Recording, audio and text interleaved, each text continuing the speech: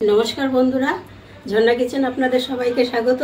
आज के आमी आर एकटा नतून भिडियो निये चले एसेछि। तो देखुन এই যে এখানে পনির নিয়েছি 5 পিস মতন পনির নিয়েছি আর সরষে পোস্ত কাঁচা লঙ্কা একসাথে বেটে নিয়েছি। আজকে এমন একটা রেসিপি বানাবো হয়তো আপনারা আগে কখনো খাননি আর নয়তো কেউ খেয়েও থাকতে পারেন, কিন্তু এতটাই স্বাদ হবে খেতে, মুখে লেগে থাকার মতো স্বাদ হবে। তো আজকে বানাবো পনির পাতুরি। আমার মতো যারা যারা পাতুরি খেতে ভালোবাসেন তারা অবশ্যই একবার এরকম পনির পাতুরি বানিয়ে খেয়ে দেখবেন, খেতে দারুণ হয়। এই দেখুন স্বাদ মতো লবণ দিয়ে দেব অল্প সরষের তেল,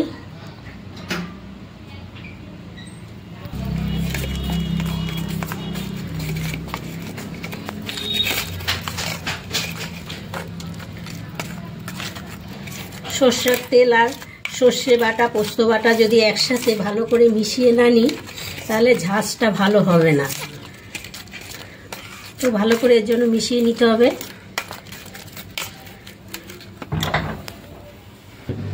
এবার এখানে অল্প একটু হলুদ দিয়ে দেব, কালারের জন্য দেব একটু কাশ্মীরি রেড চিলি পাউডার, তাতে করে দেখতেও সুন্দর হবে আর খেতেও ভালো লাগবে। কলা পাতাটা একটু আমি কিন্তু আগেই সেকে নিয়েছি।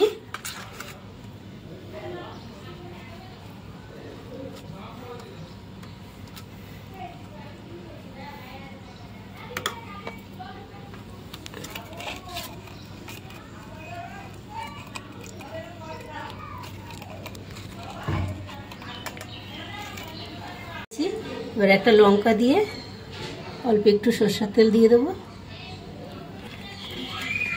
এবার এই যে এইভাবে করে ফোল্ড করে নেব।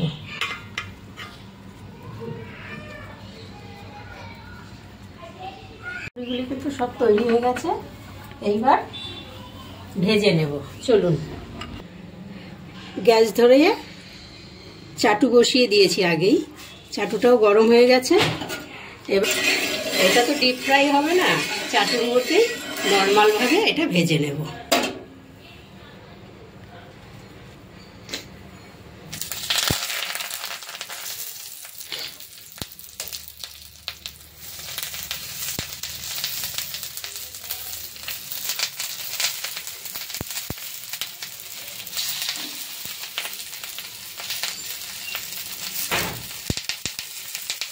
এবার ঢাকা দিয়ে দেবো, ঢাকা দিয়ে দেবো 5 থেকে 7 মিনিট ঢাকা থাকলেই হয়ে যাবে। পনির তো পনির হতে বেশি সময় লাগে না। দেবো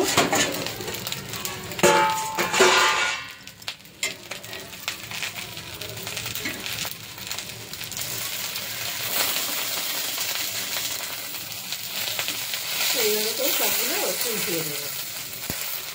একটা পিঠ হয়ে গেল,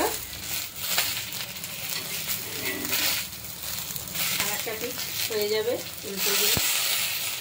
আবারও ঢাকা দিয়ে দেব। নামিয়ে দিলাম।